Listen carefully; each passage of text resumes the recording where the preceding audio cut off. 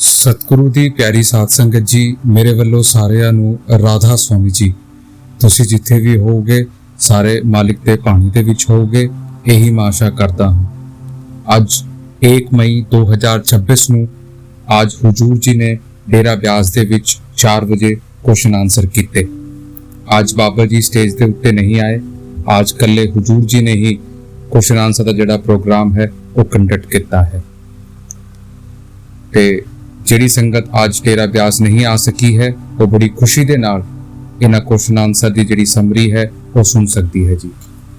एक क्वेश्चन ਕਿਸੇ ਨੇ हुजूर जी ਤੋਂ ਪੁੱਛਿਆ ਕਿ हुजूर जी ਜਿਹੜੀ ਕਿ ਆਪਾਂ ਪਾਸਟ ਦੇ ਵਿੱਚ ਆਪਾਂ ਕੋਈ ਗਲਤੀ ਕਰ ਦਿੰਦੇ ਆ, ਉਹਦਾ ਜਿਹੜਾ ਰਿਗਰੈਟ ਹੈ, ਉਹਦਾ ਜਿਹੜਾ ਆਤਮ ਗਿਲਾਨੀ ਹੈ ਉਹ ਸਾਨੂੰ ਹੁੰਦੀ ਰਹਿੰਦੀ ਹੈ ਕਿ ਉਹਦੇ ਕਰਮ ਬਣਨਗੇ। हुजूर जी ने ਕਿਹਾ ਕਿ ਦੇਖੋ ਜਿਹੜਾ ਵੀ ਕੁਝ ਆਪਾਂ ਨੇ ਕੀਤਾ ਹੈ ਉਹਦਾ ਹਿਸਾਬ ਕਿਤਾਬ ਤਾਂ ਭਾਈ ਸਾਨੂੰ ਦੇਣਾ ਪਊਗਾ, ਉਸ ਤੋਂ ਆਪਾਂ ਬਚ ਨਹੀਂ ਸਕਦੇ। ਲੇਕਿਨ ਜੇ ਆਪਾਂ ਸਹੀ ਇਨਸਾਨ ਬਣਾਂਗੇ ਫਿਰ ਉਸ ਚੀਜ਼ ਨੂੰ ਨਹੀਂ ਦੁਹਰਾਵਾਂਗੇ, ਮਾਲਿਕ ਜ਼ਰੂਰ ਬਖਸ਼ਿਸ਼ ਕਰੂਗਾ। ਸਾਨੂੰ ਚਾਹੀਦਾ ਹੈ ਕਿ ਆਪਾਂ ਮਾਲਿਕ ਦੇ ਅੱਗੇ ਉਹ ਚੀਜ਼ਾਂ ਨੂੰ ਰੱਖੀਏ ਤੇ ਅੱਗੇ ਉਹਨਾਂ ਚੀਜ਼ਾਂ ਨੂੰ ਰਿਪੀਟ ਨਾ ਕਰੀਏ।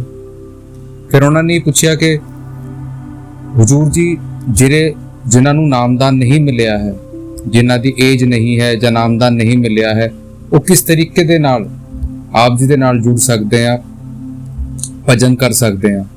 हुजूर जी ने ਕਿਹਾ ਕਿ ਦੇਖੋ ਸਭ ਤੋਂ ਪਹਿਲਾਂ ਨਾ ਸਾਨੂੰ ਇਹ ਜਿਹੜੇ ਮੁੰਡੇ ਕੁੜੀਆਂ ਹਨ, ਸਭ ਤੋਂ ਪਹਿਲਾਂ ਇਹਨਾਂ ਨੂੰ ਜਿਹੜਾ ਸੋਸ਼ਲ ਮੀਡੀਆ ਹੈ, ਜਿਹੜਾ ਇੰਸਟਾਗ੍ਰਾਮ ਹੈ, ਜਿਨ੍ਹਾਂ ਦੇ ਉੱਤੇ ਪੂਰੇ ਦਿਨ ਲੱਗੇ ਰਹਿੰਦੇ ਆ, ਇਹਨਾਂ ਨੂੰ ਡਿਲੀਟ ਕਰਨ ਦੀ ਲੋੜ ਹੈ। ਬੇਟਾ ਦੇਖੋ ਧਿਆਨ ਜਿਹੜੀ ਅੱਜ ਸਾਡੇ ਜ਼ਿੰਦਗੀ ਦੇ ਵਿੱਚ ਸ਼ਾਂਤੀ ਨਹੀਂ ਹੈ, ਉਹ ਇੰਨਾ ਕਰਕੇ ਹੈ। ਸਭ ਤੋਂ ਪਹਿਲਾਂ ਸਾਨੂੰ ਉਹ ਸਥਿਰਤਾ ਲਾਣੀ ਹੈ, ਉਹ ਸ਼ਾਂਤੀ ਲੈ ਕੇ ਆਣੀ ਹੈ। ਜਦ ਆਪਾਂ ਉਹ ਪੀਸ ਆਫ ਮਾਈਂਡ ਲੈ ਕੇ ਆਵਾਂਗੇ ਤਾਂ ਹੀ ਆਪਣਾ ਧਿਆਨ ਟਿਕਾ ਪਾਵਾਂਗੇ। ਤੇ ਇਹ ਵੀ ਬੇਨਤੀ ਕੀਤੀ ਜਾਂਦੀ ਹੈ ਕਿ ਜਿਨ੍ਹਾਂ ਨੂੰ ਨਾਮਦਾਨ ਨਹੀਂ ਮਿਲਿਆ ਹੈ ਉਹਨਾਂ ਨੂੰ ਕਿਸੇ ਚੀਜ਼ ਦੇ ਨਾਲ ਸਿਮਰਨ ਨਹੀਂ ਕਰਨਾ ਹੈ। ਆਪਾਂ ਚੁੱਪਚਾਪ ਬੈਠਣ ਦੀ ਜਿਹੜੀ ਆਦਤ ਹੈ ਉਹ ਪਾ ਸਕਦੇ ਹਾਂ। ਸਵੇਰੇ ਆਧਾ ਘੰਟਾ ਬੈਠ ਲਈਏ, ਸ਼ਾਮ ਨੂੰ ਆਧਾ ਘੰਟਾ ਬੈਠ ਲਈਏ, ਜਿਸ ਤੋਂ ਸਾਨੂੰ ਬੈਠਣ ਦੀ ਆਦਤ ਪੈ ਜੇ, ਲੇਕਿਨ ਸਾਨੂੰ ਕੁਝ ਦੁਹਰਾਣਾ ਨਹੀਂ। ਅਗਲਾ ਸਵਾਲ ਕਿਸੇ ਨੇ ਪੁੱਛਿਆ ਕਿ हुजूर जी ਤੁਹਾਡਾ ਬਹੁਤ ਸ਼ੁਕਰ ਹੈ ਕਿ ਆਪ ਜੀ ਨੇ ਸੇਵਾ ਦਿੱਤੀ, ਹੁਣ ਇਹ ਮੌਕਾ ਬਖਸ਼ਣਾ ਤੇ ਬਲ ਬਖਸ਼ਣਾ ਕਿ ਆਪਾਂ ਸੇਵਾ ਕਰ ਸਕੀਏ। हुजूर जी ने ਕਿਹਾ ਕਿ ਦੇਖੋ ਸਾਨੂੰ ਉਸ ਮਾਲਿਕ ਦਾ ਸ਼ੁਕਰ ਕਰਨਾ ਹੈ। ਜਿਹੜੀ ਵੀ ਸੇਵਾ ਉਸ ਮਾਲਿਕ ਨੇ ਸਾਨੂੰ ਦਿੱਤੀ ਹੈ, ਸਾਨੂੰ ਬੇਟਾ ਨਿਸ਼ਕਾਮ ਹੋ ਕੇ ਕਰਨੀ ਹੈ, ਆਪਣੇ ਵੱਲੋਂ ਆਪਣੇ ਤਰੀਕੇ ਸੇ ਮਾਲਿਕ ਦਾ ਵਿਸ਼ਵਾਸ ਰੱਖते हुए ਮਾਲਿਕ ਦੇ ਪਾਣੇ ਦੇ ਵਿੱਚ ਰਹਿ ਕੇ ਆਪਾਂ ਨੂੰ ਸੇਵਾ ਨੂੰ ਨਿਭਾਉਣਾ ਹੈ। ਮਾਲਿਕ ਜ਼ਰੂਰ ਬਖਸ਼ਿਸ਼ ਕਰੂਗਾ। ਅਗਲਾ ਸਵਾਲ ਕਿਸੇ ਨੇ ਪੁੱਛਿਆ ਕਿ हुजूर जी ਮੈਨੂੰ ਨਾਮਦਾਨ ਲਈ 28 ਸਾਲ ਹੋ ਗਏ ਹਨ, ਲੇਕਿਨ ਜਦ ਤੋਂ ਮਾਂ-ਬਾਪ ਗਏ ਹਨ ਉਹ ਜਿਹੜਾ ਭਜਨ ਸਿਮਰਨ ਹੈ ਉਹਦੇ ਵਿੱਚ ਡਾਊਨ ਆ ਗਿਆ ਹੈ ਤੇ ਉਹ ਜਿਹੜਾ ਭਜਨ ਸਿਮਰਨ ਹੈ ਉਹਦੇ ਵਿੱਚ ਦਿਲ ਨਹੀਂ ਲੱਗਦਾ, ਉਹਨਾਂ ਦੀ ਯਾਦ ਆਉਂਦੀ ਹੈ। हुजूर जी ने ਕਿਹਾ ਕਿ ਦੇਖੋ ਇਹ ਜਿਹੜੀਆਂ ਚੀਜ਼ਾਂ ਨੇ ਸਾਨੂੰ ਸਿਖਾਉਣ ਵਾਸਤੇ ਆਉਂਦੀਆਂ ਹਨ। ਤੁਸੀਂ ਦੇਖੋ ਜ਼ਿੰਦਗੀ ਦੇ ਵਿੱਚ ਕੁਝ ਵੀ ਸਟੇਬਲ ਨਹੀਂ ਹੈ, ਕੁਝ ਵੀ ਸਥਿਰ ਨਹੀਂ ਹੈ। ਹਰ ਕਿਸੇ ਨੇ ਇੱਥੇ ਤੋਂ ਜਾਣਾ ਹੈ। ਦੇਖੋ ਲੋਕੀ ਸਾਡੀ ਜ਼ਿੰਦਗੀ ਦੇ ਵਿੱਚ ਆਉਂਦੇ ਹਨ ਉਹ ਪਿਆਰ ਦਾ ਅਹਿਸਾਸ ਕਰਾਉਣ ਵਾਸਤੇ, ਉਹ ਸਾਨੂੰ ਉਹ ਪਿਆਰ ਦਾ ਅਹਿਸਾਸ ਕਰਾਉਂਦੇ ਹਨ, ਲੇਕਿਨ ਉਹ ਜਿਹੜਾ ਸੱਚਾ ਇਸ਼ਕ ਹੈ, ਉਹ ਸੱਚਾ ਪਿਆਰ ਹੈ, ਉਹ ਤਾਂ ਬੇਟਾ ਉਸ ਮਾਲਿਕ ਕੇ ਨਾਲ ਹੈ। ਉਹ ਮਾਲਿਕ ਤੋਂ ਉੱਚੇ ਉਹ ਪਿਆਰ ਨਹੀਂ ਹੋ ਸਕਦਾ। ਸਾਨੂੰ ਆਪਣੇ ਸਿਮਰਨ ਦੇ ਵਿੱਚ ਉਸ ਪਿਆਰ ਨੂੰ ਲੈ ਕੇ ਜਾਣਾ ਹੈ ਤੇ ਮਾਲਿਕ ਦੇ ਉੱਤੇ ਵਿਸ਼ਵਾਸ ਰੱਖਣਾ ਹੈ। ਆਪਾਂ ਨੂੰ ਸੱਚ ਦੀ ਤਰਫ ਚੱਲ ਕੇ ਲੈ ਕੇ ਜਾਣਾ ਹੈ। ਅਗਲਾ ਸਵਾਲ ਕਿਸੇ ਨੇ ਪੁੱਛਿਆ ਕਿ हुजूर जी ਆਪ ਜੀ ਦਾ ਸ਼ੁਕਰ ਹੈ, ਆਪ ਜੀ ਨੇ ਮੈਨੂੰ ਮੌਕਾ ਦਿੱਤਾ ਤੇ हुजूर जी ਮੈਨੂੰ ਸਮਝ ਨਹੀਂ ਆ ਰਿਹਾ ਕਿ ਮੈਂ ਤੁਹਾਡੇ ਤੋਂ ਕੀ ਮੰਗਾ। हुजूर जी ਨੇ ਕਿਹਾ ਕਿ ਦੇਖੋ ਉਹ ਮਾਲਿਕ ਨੇ ਬੇਟਾ ਕੋਈ ਕਸਰ ਨਹੀਂ ਛੱਡੀ ਹੈ। ਸਾਡਾ ਜਿਹੜਾ ਬਰਤਨ ਹੈ ਉਹ ਸਿੱਧਾ ਨਹੀਂ ਹੈ ਤੇ ਉਹ ਸਾਫ਼ ਨਹੀਂ ਹੈ। ਸਾਨੂੰ ਤਾਂ ਚਾਹੀਦਾ ਹੈ ਕਿ ਮਾਲਿਕ ਨੇ ਜਿਹੜਾ ਵੀ ਕੁਝ ਸਾਨੂੰ ਦਿੱਤਾ ਹੈ, ਜਿਹੜੀ ਜੁਗਤੀ ਸਾਨੂੰ ਸਮਝਾਈ ਹੈ ਭਜਨ ਸਿਮਰਨ ਦੀ, ਉਸ ਨੂੰ ਟਾਈਮ ਦੇਣਾ ਹੈ, ਉਸ ਨੂੰ ਕਰਕੇ ਵਿਖਾਣਾ ਹੈ, ਕੁਝ ਕਰਕੇ ਦਿਖਾਣਾ ਹੈ, ਕੁਝ ਬਣ ਕੇ ਵਿਖਾਣਾ ਹੈ। ਬੇਟਾ ਇਹ ਜਿਹੜੀ ਮਨੁੱਖ ਜਨਮ ਮਾਲਿਕ ਨੇ ਸਾਨੂੰ ਦੇ ਦਿੱਤਾ ਹੈ, ਇਸ ਤੋਂ ਬਾਅਦ ਤਾਂ ਸਾਨੂੰ ਕੁਝ ਮੰਗਣ ਦੀ ਲੋੜ ਨਹੀਂ ਹੈ। ਬੇਟਾ ਜਿਹੜੀ ਇਹ ਸਰੀਰ ਆਪਾਂ ਨੂੰ ਮਿਲਾ ਹੈ ਨਾ, ਇਸ ਨੂੰ ਤਾਂ ਉਹ ਦੇਵੀ ਦੇਵਤੇ ਵੀ ਤਰਸਦੇ ਹਨ। ਇਸ ਦੇਹੀ ਕੋ ਸਿਮਰੇ ਦੇ। ਅਗਲਾ ਸਵਾਲ ਕਿਸੇ ਨੇ ਪੁੱਛਿਆ ਕਿ हुजूर जी ਆਪ ਜੀ ਦਾ ਸ਼ੁਕਰ ਹੈ ਤੇ हुजूर जी ਮੇਰਾ ਜਿਹੜਾ ਮੁੰਡਾ ਹੈ ਉਹ ਕ੍ਰਿਕਟ ਦੇ ਵਿੱਚ ਹੈਗਾ ਤੇ ਤੁਸੀਂ ਦਇਆ ਕਰਨਾ। हुजूर जी ने ਕਿਹਾ ਕਿ ਬੇਟਾ ਸਾਨੂੰ ਸਮਝਣ ਦੀ ਲੋੜ ਹੈ ਕਿ ਬਾਬਿਆਂ ਦਾ ਇਹੀ ਕੰਮ ਰਹਿ ਗਿਆ ਹੈ ਤੇ ਕਿਸੇ ਨੂੰ ਇਹੀ ਕਰਨ। ਬੇਟਾ ਸੰਤ ਮਹਾਤਮਾ ਇੱਥੇ ਆਉਂਦੇ ਨੇ ਸਾਨੂੰ ਸੱਚ ਦੇ ਨਾਲ ਜੋੜਨ, ਸਾਨੂੰ ਉਸ ਪਰਮਾਤਮਾ ਦੀ ਗਾਥਾ ਗਾਉਣ ਵਾਸਤੇ ਸਾਨੂੰ ਸਮਝਣ ਦੀ ਲੋੜ ਹੈ। ਅਗਲਾ ਸਵਾਲ ਕਿਸੇ ਨੇ ਪੁੱਛਿਆ ਕਿ ਹੁਜੂਰ ਜੀ ਭਜਨ ਸਿਮਰਨ ਕਰਦੇ ਆ ਲੇਕਿਨ ਉਹ ਜਿਹੜੀ ਅੰਦਰ ਦੀ ਤੜਫ ਹੈ ਉਹ ਸਾਨੂੰ ਦੇ ਦਿਓ ਕਿ ਸਾਨੂੰ ਉਹ ਅੰਦਰ ਦੀ ਤੜਫ ਮਿਲ ਸਕੇ। ਹੁਜੂਰ ਜੀ ਨੇ ਕਿਹਾ ਕਿ ਦੇਖੋ ਬੇਟਾ, ਉਹ ਮਾਲਿਕ ਤਾਂ ਸਦਾ ਹੀ ਤੀਸਰੇ ਤਿਲ ਦੇ ਉੱਤੇ ਦੋਨੋਂ ਅੱਖਾਂ ਦੇ बीच ਸਾਡਾ ਬੈਠ ਕੇ ਇੰਤਜ਼ਾਰ ਕਰ ਰਿਹਾ ਹੈ। ਚੱਲਣਾ ਸਾਨੂੰ ਹੈ ਬੇਟਾ, ਧਿਆਨ ਸਾਨੂੰ ਟਿਕਾਣਾ ਹੈ। ਇਹ ਜਿਹੜੀ ਵਿਰਹ ਦੀ ਆਪਾਂ ਗੱਲ ਕਰਦੇ ਹਾਂ, ਜਦ ਸਾਡੇ ਮਨ ਦੇ ਵਿੱਚ ਉਹ ਵਿਰਹ ਉੱਠਦੀ ਹੈ, ਉਸ ਕੱਲੀ ਵਿਰਹ ਨੂੰ ਆਪਾਂ ਨੇ ਵਿਰਹ ਤੱਕ ਨਹੀਂ ਛੱਡਣਾ, ਉਸ ਵਿਰਹ ਨੂੰ ਆਪਾਂ ਨੇ ਸਿਮਰਨ ਤੱਕ ਲੈ ਕੇ ਜਾਣਾ ਹੈ। ਆਪਾਂ ਸਿਮਰਨ ਤੱਕ ਲੈ ਕੇ ਜਾਵਾਂਗੇ, ਉਸ ਭਜਨ ਦੇ ਵਿੱਚ ਲੈ ਕੇ ਜਾਵਾਂਗੇ, ਫਿਰ ਜਾ ਕੇ ਉਹਦਾ ਅਹਿਸਾਸ ਸਾਨੂੰ ਹੋਊਗਾ ਕਿ ਉਹ ਮਾਲਿਕ ਸਾਡੇ ਤੋਂ ਅਲੱਗ ਨਹੀਂ ਹੈ। ਆਪਾਂ ਉਸ ਨੂੰ ਪਾਰ ਦੀ ਤਰਫ ਰੱਖਦੇ ਹਾਂ ਤਾਂ ਕਰਕੇ ਇਹਦਾ ਅਹਿਸਾਸ ਨਹੀਂ ਹੁੰਦਾ, ਉਸ ਨੂੰ ਅੰਦਰ ਦੀ ਤਰਫ ਲੈ ਕੇ ਜਾਣਾ ਹੈ। ਅਗਲਾ ਸਵਾਲ ਕਿਸੇ ਨੇ ਪੁੱਛਿਆ ਕਿ ਹੁਜੂਰ ਜੀ ਆਪਾਂ ਜਦ ਤੁਹਾਡੀ ਤਰਫ ਦੇਖਦੇ ਹਾਂ, ਪੁਰਸ਼ਤ ਦੀ ਤਰਫ ਦੇਖਦੇ ਹਾਂ, ਬਾਬਾ ਜੀ ਤਰਫ ਦੇਖਦੇ ਹਾਂ, ਸਾਨੂੰ ਉਹ ਪਿਆਰ ਆਉਂਦਾ ਹੈ। ਉਸ ਪਿਆਰ ਦੇ ਵਿੱਚ ਆਪਾਂ ਬਾਹਰ ਇੰਨਾ ਖੋ ਜਾਂਦੇ ਹਾਂ ਕਿ ਆਪਾਂ ਸਿਮਰਨ ਤੋਂ ਹਟ ਜਾਂਦੇ ਹਾਂ, ਭਜਨ ਸਿਮਰਨ ਤੋਂ ਹਟ ਜਾਂਦੇ ਹਾਂ। ਹੁਜੂਰ ਜੀ ਨੇ ਕਿਹਾ ਕਿ ਦੇਖੋ, ਪਿਆਰ ਆਣਾ ਇੱਕ ਅਲੱਗ ਚੀਜ਼ ਹੈ, ਲੇਕਿਨ ਜਿੰਨਾ ਚਿਰ ਆਪਾਂ ਇਸ ਨੂੰ ਭਜਨ ਸਿਮਰਨ ਦੀ ਤਰਫ ਲੈ ਕੇ ਨਹੀਂ ਜਾਵਾਂਗੇ, ਇਸ ਦਾ ਫਾਇਦਾ ਨਹੀਂ ਹੋ ਸਕਦਾ। ਸਾਨੂੰ ਬੇਟਾ ਸਮਝਣ ਦੀ ਲੋੜ ਹੈ। ਦੇਖੋ, ਆਪਾਂ ਹਰ ਚੀਜ਼ ਦੇ ਲਈ ਸਾਡੇ ਕੋਲ ਟਾਈਮ ਹੈ, ਸਾਨੂੰ ਕਹਿਣ ਦੀ ਲੋੜ ਨਹੀਂ ਪੈਂਦੀ। ਆਪਾਂ ਖਾਣਾ ਖਾਂਦੇ ਆ, ਖਾਣ ਦਾ ਇੱਕ ਟਾਈਮ ਹੈ, ਨਹਾਉਣ ਦਾ ਇੱਕ ਟਾਈਮ ਹੈ, ਧੋਣ ਦਾ ਇੱਕ ਟਾਈਮ ਹੈ, ਘੁੰਮਣ ਦਾ ਇੱਕ ਟਾਈਮ ਹੈ। ਉਸੇ ਤਰੀਕੇ ਦੇ ਨਾਲ ਬੇਟਾ ਸਾਨੂੰ ਭਜਨ ਸਿਮਰਨ ਦਾ ਵੀ ਟਾਈਮ ਕੱਢਣਾ ਹੈ ਕਿ ਆਪਾਂ ਉਸ ਨੂੰ ਵੀ ਸਾਨੂੰ ਕਹਿਣ ਦੀ ਲੋੜ ਨਾ ਪੜੇ, ਸਾਨੂੰ ਅਹਿਸਾਸ ਹੋਵੇ ਕਿ ਸਾਨੂੰ ਕੀ ਕਰਨਾ ਹੈ। ਅਗਲਾ ਸਵਾਲ ਕਿਸੇ ਨੇ ਪੁੱਛਿਆ ਕਿ ਹੁਜੂਰ ਜੀ ਭਜਨ ਸਿਮਰਨ ਦੇ ਵਿੱਚ ਜਿਹੜਾ ਦਿਲ ਹੈ ਉਹ ਨਹੀਂ ਲੱਗਦਾ। ਆਪਾਂ ਸਤਸੰਗ ਦੇ ਵਿੱਚ ਆਉਂਦੇ ਆ, ਇੱਥੇ ਸਾਡਾ ਦਿਲ ਲੱਗਦਾ ਹੈ, ਲੇਕਿਨ ਭਜਨ ਸਿਮਰਨ ਜਦ ਕਰਦੇ ਆ ਉਹ ਦਿਲ ਨਹੀਂ ਲੱਗਦਾ। ਹੁਜੂਰ ਜੀ ਨੇ ਕਿਹਾ ਕਿ ਦੇਖੋ, ਆਪਾਂ ਬੱਚੇ ਨੂੰ ਸਕੂਲ ਦੇ ਵਿੱਚ ਭੇਜਦੇ ਆ, ਜੇ ਬੱਚਾ ਕਵੇ ਜੀ ਉਹ ਸਕੂਲ ਜਾਵੇ, ਉੱਥੇ ਸਾਰਾ ਕੁਝ ਕਰੇ, ਲੇਕਿਨ ਪੜ੍ਹਾਈ ਨਾ ਕਰੇ, ਤਾਂ ਕੀ ਉਹਨੂੰ ਅਹਿਸਾਸ ਹੋ ਸਕਦਾ ਹੈ ਕਿ ਉੱਥੇ ਕੀ ਸਮਝਾਇਆ ਗਿਆ ਹੈ? ਉਸ ਤਰੀਕੇ ਦੇ ਨਾਲ ਹੀ ਜੇ ਆਪਾਂ ਭਜਨ ਸਿਮਰਨ ਨਹੀਂ ਕਰਾਂਗੇ, ਜਿਹੜੀ ਚੀਜ਼ ਸਾਨੂੰ ਇੱਥੇ ਸਮਝਾਈ ਜਾਂਦੀ ਹੈ ਉਸ ਨੂੰ ਉਸ ਪ੍ਰੈਕਟੀਕੈਲਿਟੀ ਦੇ ਵਿੱਚ ਨਹੀਂ ਲਾਵਾਂਗੇ, ਕਰਕੇ ਨਹੀਂ ਵਿਖਾਵਾਂਗੇ, ਸਾਡਾ ਕੀ ਬਣੂਗਾ? ਸਾਡਾ ਧਿਆਨ ਇਸ ਕਰਕੇ ਨਹੀਂ ਲੱਗਦਾ ਕਿਉਂਕਿ ਸਾਡਾ ਮਨ ਸਥਿਰ ਨਹੀਂ ਹੈ। ਬੇਟਾ, ਆਪਾਂ ਚਲਦੇ ਪਾਣੀ ਦੇ ਵਿੱਚ ਸ਼ਕਲ ਨਹੀਂ ਦੇਖ ਸਕਦੇ। ਆਪਾਂ ਜਦ ਪਾਣੀ ਸਥਿਰ ਹੋ ਜਾਂਦਾ ਹੈ, ਜਦ ਸਾਨੂੰ ਆਪਣੀ ਸ਼ਕਲ ਨਜ਼ਰ ਆਉਂਦੀ ਹੈ। ਸਾਡਾ ਜਿਹੜਾ ਮਨ ਹੈ ਉਹ ਭੱਜ ਰਿਹਾ ਹੈ, ਤਾਂ ਕਰਕੇ ਸਾਡਾ ਦਿਲ ਨਹੀਂ ਲੱਗਦਾ। ਸਾਨੂੰ ਇਸ ਨੂੰ ਹੌਲਾ ਕਰਨ ਦੀ ਲੋੜ ਹੈ, ਲੇਕਿਨ ਫਿਰ ਵੀ ਸਾਨੂੰ ਆਪਣੇ ਵੱਲੋਂ ਪੂਰੀ ਕੋਸ਼ਿਸ਼ ਕਰਕੇ ਵਿਖਾਣੀ ਹੈ। ਤਾਂ ਕਰਕੇ ਕਿਹਾ ਜਾਂਦਾ ਹੈ ਕਿ ਆਪਾਂ ਨੇ ਕਰਕੇ ਵਿਖਾਣਾ ਹੈ। ਅਗਲਾ ਸਵਾਲ ਕਿਸੇ ਨੇ ਪੁੱਛਿਆ ਕਿ ਹੁਜੂਰ ਜੀ ਮਨ ਦੇ ਵਿੱਚ ਬਹੁਤ ਸਾਰੀਆਂ ਆਵਾਜ਼ਾਂ ਚੱਲਦੀਆਂ ਹਨ, ਮਨ ਦੇ ਵਿੱਚ ਬਹੁਤ ਸਾਰੇ ਖਿਆਲਾਤ ਚੱਲਦੇ ਹਨ, ਆਪਾਂ ਨੂੰ ਸਮਝ ਨਹੀਂ ਆਉਂਦਾ ਆਪਾਂ ਕਿਵੇਂ ਕਿਸ ਚੀਜ਼ ਨੂੰ ਚੂਜ਼ ਕਰੀਏ। ਹੁਜੂਰ ਜੀ ਨੇ ਕਿਹਾ ਕਿ ਦੇਖੋ, ਜ਼ਿੰਦਗੀ ਸਾਨੂੰ ਦਿੱਤੀ ਗਈ ਹੈ ਐਕਸਪੀਰੀਅੰਸ ਕਰਨ ਵਾਸਤੇ, ਉਹਦਾ ਅਨੁਭਵ ਕਰਨ ਵਾਸਤੇ। ਦੇਖੋ, ਮਾਲਿਕ ਨੇ ਸਾਨੂੰ ਕੁਝ 3-4 ਉਸੂਲ ਬਤਾਏ ਗਏ, ਉਸ ਤੋਂ ਉੱਤੇ ਤਾਂ ਕੁਝ ਨਹੀਂ ਬਤਾਇਆ ਗਿਆ।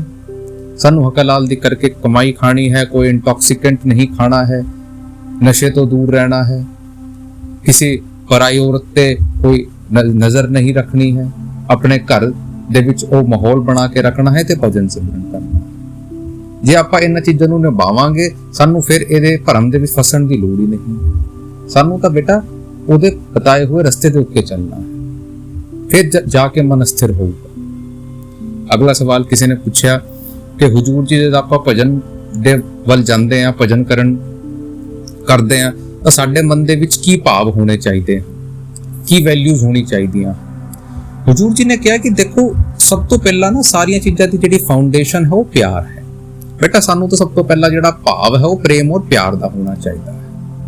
ਔਰ ਜਿਹੜਾ ਇਹ ਪ੍ਰੇਮ ਔਰ ਪਿਆਰ ਹੈ, ਇਹ ਨਹੀਂ ਕਿ ਸਿਰਫ ਭਜਨ ਸਿਮਰਨ ਦੇ ਵਕਤ ਹੋਣਾ ਚਾਹੀਦਾ ਹੈ, ਇਹ ਤਾਂ 24 ਘੰਟੇ ਸਾਡੀ ਜ਼ਿੰਦਗੀ ਦੇ ਵਿੱਚ ਹੋਣਾ ਚਾਹੀਦਾ ਹੈ ਕਿ ਆਪਾਂ ਹਰ ਚੀਜ਼ ਨੂੰ ਪ੍ਰੇਮ ਔਰ ਪਿਆਰ ਦੇ ਨਾਲ ਲੈ ਕੇ ਚੱਲੀਏ। ਉਸ ਤੋਂ ਬਾਵਜੂਦ ਵੀ ਸਾਨੂੰ ਇਹ ਜਿਹੜੇ ਉਸੂਲ ਸਮਝਾਏ ਗਏ ਹਨ, ਇਹ ਸਾਡੀ ਜਿਹੜੀ ਜੀਵਨੀ ਹੈ, ਜਿਹੜਾ ਡੇਲੀ ਰੂਟੀਨ ਹੈ, ਉਹਦੇ ਵਿੱਚ ਹੋਣੇ ਚਾਹੀਦੇ। ਆਪਾਂ ਨੇ ਉਸੂਲਾਂ ਦੀ ਕੁਰਬਾਨੀ ਨਹੀਂ ਕਰਨੀ। ਜੇ ਆਪਾਂ ਉਸੂਲਾਂ ਦੀ ਕੁਰਬਾਨੀ ਕਰਦੇ ਆ, ਜਿਹੜਾ ਐਕਸ਼ਨ ਆਪਾਂ ਲੈਂਦੇ ਆ ਉਹਦਾ ਰਿਐਕਸ਼ਨ ਹੁੰਦਾ ਹੈ, ਫਿਰ ਉਹਦੇ ਕੌਨਸੀਕੁਐਂਸ ਆਉਂਦੇ, ਫਿਰ ਉਹਦਾ ਪ੍ਰਭਾਵ ਜਿਹੜਾ ਹੈ ਉਹ ਸਾਡੇ ਮਨ ਦੇ ਉੱਤੇ ਪੈਂਦਾ ਹੈ। ਜੇ ਆਪਾਂ ਉਸੂਲ ਨਿਭਾਵਾਂਗੇ, ਪ੍ਰੇਮ ਔਰ ਪਿਆਰ ਦੇ ਨਾਲ ਰਵਾਂਗੇ, ਇਸ ਤੋਂ ਉੱਚਾ ਭਾਵ ਨਹੀਂ ਹੋ ਸਕਦਾ। ਅਗਲਾ ਸਵਾਲ ਕਿਸੇ ਨੇ ਪੁੱਛਿਆ ਕਿ ਹੁਜੂਰ ਜੀ ਲਾਈਫ ਦੇ ਵਿੱਚ ਕੁਝ ਇੰਟਰਨਲ ਡਿਸਪਿਊਟ ਚੱਲ ਰਹੇ ਹਨ ਤੇ ਕੁਝ ਕੇਸਿਸ ਵੀ ਚੱਲ ਰਹੇ ਹਨ ਤੇ ਆਪਾਂ ਕੀ ਕਰੀਏ। ਹਜ਼ੂਰ ਜੀ ਨੇ ਕਿਹਾ ਕਿ ਦੇਖੋ ਬੇਟਾ, ਤਾਲੀ ਹੈ ਖੱਤ ਦੇ ਨਾਲ ਨਹੀਂ ਵੱਜਦੀ। ਜਿਹੜਾ ਕੁਝ ਵੀ ਹੋਇਆ ਹੈ ਕਰਮਾਂ ਦਾ ਹਿਸਾਬ ਕਿਤਾਬ ਹੈ, ਉਹਦਾ ਲੇਖਾ ਜੋਖਾ ਤਾਂ ਸਾਨੂੰ ਦੇਣਾ ਪਊਗਾ। ਲੇਕਿਨ ਫਿਰ ਵੀ ਆਪਾਂ ਮਾਲਿਕ ਦੇ ਉੱਤੇ ਛੱਡਾਂਗੇ, ਮਾਲਿਕ ਦੇ ਉੱਤੇ ਵਿਸ਼ਵਾਸ ਰੱਖਾਂਗੇ, ਉਹਦਾ ਸਿਮਰਨ ਕਰਾਂਗੇ, ਉਹ ਸਾਨੂੰ ਹੱਸਦੇ ਹੱਸਦੇ ਇਹਨਾਂ ਚੀਜ਼ਾਂ ਤੋਂ ਕੱਢ ਕੇ ਲੈ ਜਾਊਗਾ। ਲੇਕਿਨ ਬੇਟਾ ਕਰਨਾ ਸਾਨੂੰ ਪਊਗਾ। ਦੇਖੋ ਜੋ ਲੀਗਲੀ ਹੈ ਉਹ ਤਾਂ ਹੋਣਾ ਹੈ, ਲੇਕਿਨ ਫਿਰ ਵੀ ਆਪਾਂ ਨੇ ਹਲੇ ਸ਼ੁਰੂਆਤ ਕਰਨੀ ਹੈ। ਅਗਲਾ ਸਵਾਲ ਕਿਸੇ ਨੇ ਪੁੱਛਿਆ ਕਿ ਹਜ਼ੂਰ ਜੀ ਜਿਹੜਾ ਅੰਦਰ ਦਾ ਰਸਤਾ ਹੈ ਉਹ ਆਪਾਂ ਕਿਵੇਂ ਦੇਖ ਸਕਦੇ ਹਾਂ।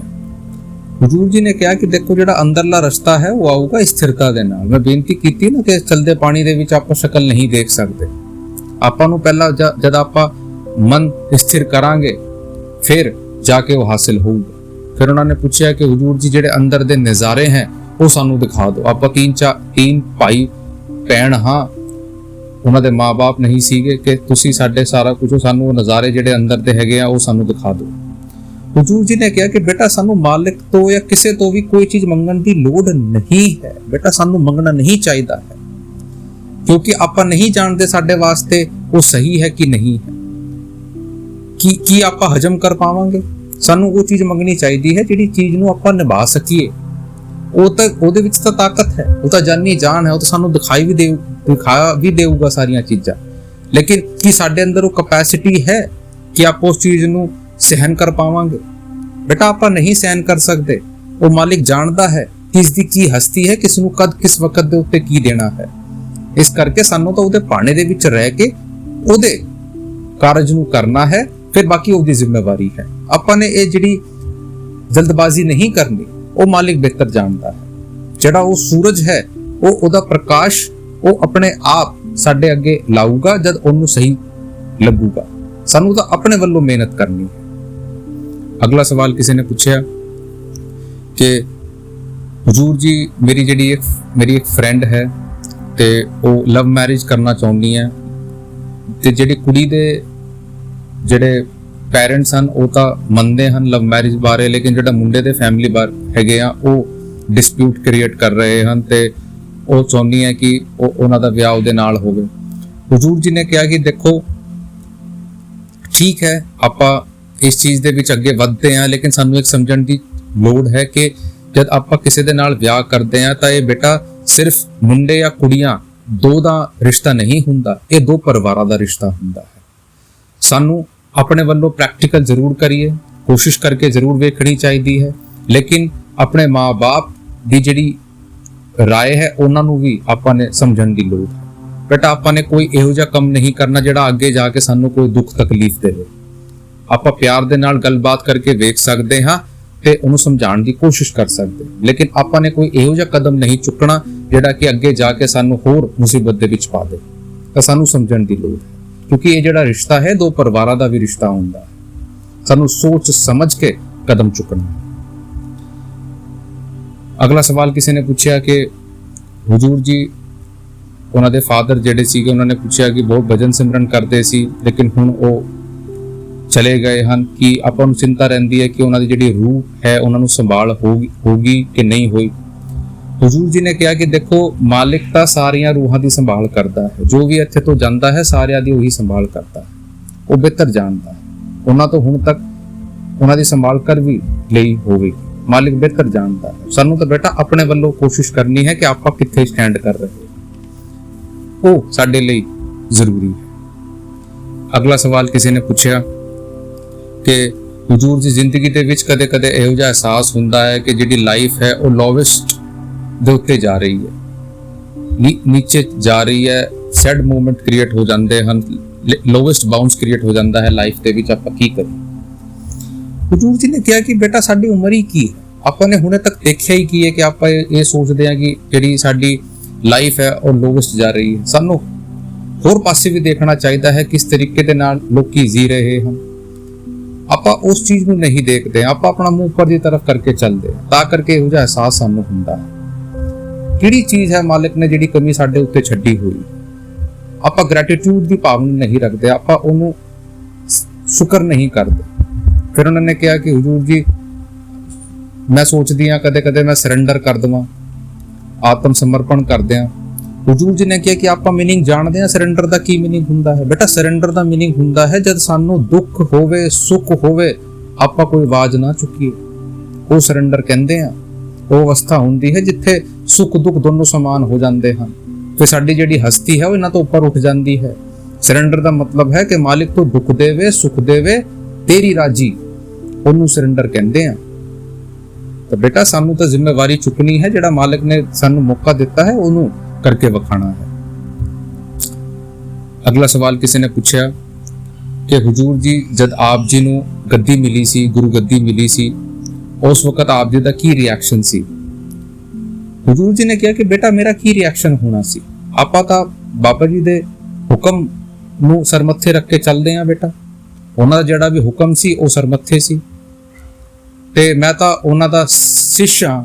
ਮੈਂ ਤਾਂ ਆਪਣੇ ਆਪ ਨੂੰ ਨਹੀਂ ਮੰਨਦਾ, ਮੈਂ ਤਾਂ ਉਹਨਾਂ ਦਾ ਸਿੱਖ ਹਾਂ। ਜਿਹੜਾ ਵੀ ਉਹਨਾਂ ਨੇ ਮੈਨੂੰ ਕਿਹਾ ਮੈਂ ਉਹਦੇ ਉੱਤੇ ਚੱਲ ਰਿਹਾ ਹਾਂ। ਆਪਾਂ ਨੂੰ ਤਾਂ ਉਹਨਾਂ ਦੇ ਹੁਕਮ ਦੀ ਪਾਲਣਾ ਕਰਨੀ, ਜਿਹੜਾ ਹੁਕਮ ਉਹਨਾਂ ਨੇ ਸਾਨੂੰ ਦਿੱਤਾ ਹੈ ਉਹ ਹੁਕਮ ਦੇ ਉੱਤੇ ਚੱਲਣਾ ਹੈ, ਉਹੀ ਸਾਰਾ ਕੁਝ। ਅਗਲਾ ਸਵਾਲ ਕਿਸੇ ਨੇ ਪੁੱਛਿਆ ਕਿ ਹਜ਼ੂਰ ਜੀ ਜ਼ਿੰਦਗੀ ਦੇ ਵਿੱਚ ਆਪਾਂ ਇੰਨਾ ਇੰਨੀ ਫੇਲ ਹੋ ਜਾਂਦੇ ਆ, ਜ਼ਿੰਦਗੀ ਦੇ ਵਿੱਚ ਬਹੁਤ ਸਾਰੀਆਂ ਚੀਜ਼ਾਂ ਇਹੋ ਜਿਹੀਆਂ ਹੁੰਦੀਆਂ ਹਨ, ਸਾਨੂੰ ਲੱਗਦਾ ਹੈ ਕਿ ਆਪਾਂ ਫੇਲ ਹੋ ਗਏ ਹਨ, ਕੀ ਕਰਨਾ ਚਾਹੀਦਾ? ਹਜ਼ੂਰ ਜੀ ਨੇ ਕਿਹਾ ਕਿ ਜਿਹੜਾ ਬੇਟਾ ਫੇਲਿਅਰ ਹੈ ਨਾ, ਜਦ ਸਾਡੀ ਜ਼ਿੰਦਗੀ ਦੇ ਵਿੱਚ ਫੇਲਿਅਰ ਆਂਦਾ ਹੈ ਲੇਕਿਨ ਕਦੇ ਇਹੋ ਜਿਹਾ ਵੀ ਆਂਦਾ ਹੈ ਜਦ ਇਹਨਾਂ ਫੇਲਿਅਰ ਤੋਂ ਬਾਅਦ ਜਿਹੜੀ ਸਾਨੂੰ ਸਕਸੈਸ ਮਿਲਦੀ ਹੈ ਉਹਦਾ ਜਿਹੜਾ ਮੁੱਲ ਹੈ ਨਾ ਉਹ ਬਹੁਤ ਭਾਰੀ ਹੁੰਦਾ ਹੈ। ਬੇਟਾ ਜਿੰਨਾ ਚਿਰ ਫੇਲਿਅਰ ਦੀ ਗੱਲ ਹੈ, ਫੇਲਿਅਰ ਕੁਝ ਨਹੀਂ ਹੁੰਦਾ, ਫੇਲਿਅਰ ਆਪਾਂ ਨੇ ਬਣਾਇਆ ਹੈ, ਇਹ ਸਾਡਾ ਪਰਸਪੈਕਟਿਵ ਹੈ। ਆਪਾਂ ਨੇ ਦਾਇਰੇ ਕ੍ਰੀਏਟ ਕਰ ਲਈਏ ਹਨ ਕਿ ਇੰਨੇ ਨੰਬਰ ਹੋਣੇ ਚਾਹੀਦੇ ਹਨ, ਜੇ ਇੰਨੇ ਨੰਬਰ ਨਾ ਆਏ ਤਾਂ ਆਪਾਂ ਫੇਲ ਹਾਂ, ਆਪਾਂ ਨੂੰ ਇਹ ਚੀਜ਼ ਨਹੀਂ ਮਿਲੀ ਤਾਂ ਆਪਾਂ ਫੇਲ ਹਾਂ, ਆਪਾਂ ਉਹ ਹਾਸਿਲ ਨਹੀਂ ਕਰ ਸਕੇ ਤਾਂ ਇਹ ਫੇਲ ਹੈ। ਬੇਟਾ ਇਹ ਦਾਇਰੇ ਆਪਾਂ ਨੇ ਕ੍ਰੀਏਟ ਕੀਤੇ, ਆਪਾਂ ਦਾਇਰਿਆਂ ਨੂੰ ਹਟਾਵਾਂਗੇ। ਮਾਲਕ ਨੇ ਬਹੁਤ ਕੁਝ ਸਾਨੂੰ ਦਿੱਤਾ ਹੈ, ਆਪਾਂ ਨੂੰ ਆਪਣੇ ਵੱਲੋਂ ਮਿਹਨਤ ਕਰਨ ਦੀ ਲੋੜ ਹੈ, ਫਿਰ ਉਹਦੇ ਉੱਤੇ ਛੱਡਣ ਦੀ ਲੋੜ। ਅਗਲਾ ਸਵਾਲ ਕਿਸੇ ਨੇ ਪੁੱਛਿਆ ਕਿ ਹਜ਼ੂਰ ਜੀ ਮੇਰੀ ਜਿਹੜੀ ਫੈਮਿਲੀ ਹੈ ਉਹ ਕਹਿੰਦੀ ਹੈ ਕਿ ਤੇਰੀ ਸ਼ਾਦੀ ਕਰਨ ਤੋਂ ਬਾਅਦ ਆਪਾਂ ਤਾਂ ਡੇਰੇ ਸੈਟਲ ਹੋ ਜਾਣਗੇ ਪਰਮਾਨੈਂਟਲੀ, ਤੇ ਹਜ਼ੂਰ ਜੀ ਮੈਂ ਚਾਹੁੰਦੀ ਹਾਂ ਕਿ ਮੈਂ ਵੀ ਸ਼ਾਦੀ ਨਾ ਕਰਾਵਾਂ, ਮੈਂ ਵੀ ਇੱਥੇ ਸੈਟਲ ਹੋ ਜਾਵਾਂ। ਤਾਂ ਹਜ਼ੂਰ ਜੀ ਕਹਿਣ ਲੱਗੇ ਬੇਟਾ ਕੰਡੀਸ਼ਨ ਤਾਂ ਤੇਰੀ ਸ਼ਾਦੀ ਦੀ ਹੈ, ਜੇ ਤੇਰੀ ਸ਼ਾਦੀ ਨਾ ਹੋਵੇਗੀ ਤਾਂ ਉਹ ਇੱਥੇ ਕਿਵੇਂ ਆਵਾਂਗੇ? ਸਾਰੀ ਸੰਗਤ ਉੱਤੇ ਹੱਸਣ ਲੱਗ ਪਈ। ਹਜ਼ੂਰ ਜੀ ਨੇ ਕਿਹਾ ਕਿ ਬੇਟਾ ਸਾਨੂੰ ਇਹਨਾਂ ਚੀਜ਼ਾਂ ਨੂੰ ਇੰਨਾ ਸਟ੍ਰੈਚ ਕਰਨ ਦੀ ਲੋੜ ਨਹੀਂ, ਇੰਨਾ ਸੋਚਣ ਦੀ ਲੋੜ ਨਹੀਂ ਹੈ। ਸਹੀ ਵਕਤ ਹੁੰਦਾ ਹੈ, ਸਹੀ ਵਕਤ ਦੇ ਵਿੱਚ ਸਾਰਾ ਆਪਣੇ ਆਪ ਹੁੰਦਾ ਹੈ। ਸਾਨੂੰ ਤਾਂ ਉਸ ਮਾਲਿਕ ਦੇ ਉੱਤੇ ਵਿਸ਼ਵਾਸ ਰੱਖਣਾ ਹੈ ਤੇ ਉਹਦੇ ਪਾਣੇ ਦੇ ਵਿੱਚ ਰਹਿਣਾ ਹੈ, ਬਾਕੀ ਕਰੂਗਾ। ਤਾਂ ਇਹ ਸੀਗੇ ਕੁਝ ਅੱਜ ਦੇ ਕੁਐਸਚਨ ਆਨਸਰ ਜਿਹੜੇ ਕਿ ਡੇਰਾ ਬਿਆਸ ਦੇ ਵਿੱਚ ਹੋਏ। ਤੇ ਡੇਰਾ ਬਿਆਸ ਦੇ ਵਿੱਚ ਜਿਹੜੀ ਸੰਗਤ ਆਉਣ ਵਾਲੇ ਭੰਡਾਰੇ ਦੇ ਵਿੱਚ ਆਊਗੀ, ਦੇਖੋ ਮੌਸਮ ਅੱਜ ਤਾਂ ਬਹੁਤ ਗਰਮ ਸੀਗਾ, ਕੱਲ ਬਾਰਿਸ਼ ਹੋਈ ਸੀ, ਕੱਲ ਠੰਡਾ ਸੀਗਾ, ਲੇਕਿਨ ਜੇ ਤੁਸੀਂ ਆਉਂਦੇ ਹੋ ਤਾਂ ਇੰਟਰਨੈਟ ਦੇ ਉੱਤੇ ਤੁਸੀਂ ਮੌਸਮ ਚੈੱਕ ਕਰ ਸਕਦੇ ਹੋ, ਟੈਂਪਰੇਚਰ ਡਾਲ ਕੇ ਡੇਰਾ ਬਿਆਸ ਦਾ। ਜੇ ਤੁਸੀਂ ਆ ਰਹੇ ਹੋ ਆਪਣੇ ਕੱਪੜੇ ਦੇ ਲਈ, ਟਰੈਵਲ ਦੇ ਲਈ ਕੱਪੜੇ ਰੱਖਣ ਤੋਂ ਪਹਿਲਾਂ, ਤਾਂ ਉਸ ਤਰੀਕੇ ਦੇ ਨਾਲ ਆ ਸਕਦੇ ਹੋ। ਲੇਕਿਨ ਅੱਜ ਮੌਸਮ ਬਹੁਤ ਗਰਮ ਸੀਗਾ ਤੇ ਅੱਜ ਬਾਬਾ ਜੀ ਨਹੀਂ ਆਏ, ਤੇ ਕੱਲ ਦਰਸ਼ਨ ਹੋਣਗੇ ਤੇ ਕੱਲ ਦੇ ਵੀ ਕੁਐਸਚਨ ਆਨਸਰ ਸ਼ੇਅਰ ਕੀਤੇ ਜਾਣਗੇ ਜੀ। ਰਾਧਾ ਸਵਾਮੀ ਜੀ।